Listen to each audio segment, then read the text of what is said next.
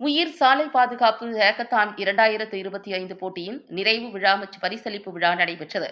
தமிழக அரசு மற்றும் உயிர் என்ற அரசு சாரா சாலை பாதுகாப்பு தொண்டு நிறுவனம் இணைந்து நடத்திய சாலை பாதுகாப்பு தொடர்பான புதுமை கண்டுபிடிப்பு சிந்தனைகளை உருவாக்கும் முன்மாதிரி போட்டியான உயிர் சாலை பாதுகாப்பு ஹேக்கத்தான் 2025 மேல்பொருள் மற்றும் வன்பொருள் திட்ட உருக்கள் மற்றும் முன்மாதிரிகள் வடிவமைப்பு போட்டிகளின் இறுதி சுற்று ஸ்ரீகிருஷ்ணா பொறியியல் மற்றும் தொழில்நுட்ப கல்லூரியில் நடைபெற்றது. இந்நிகழ்வின் நிறைவு விழா இன்று ஸ்ரீகிருஷ்ணா பொறியியல் மற்றும் தொழில்நுட்ப கல்லூரியில் நடைபெற்றது. இந்நிகழ்வில் மின்சாரம், மதுவிலக்கு மற்றும் ஆயத்தீர்வைத்துறை அமைச்சர் செந்தில் பாலாஜி தலைமை விருந்தினராக கலந்து கொண்டார்.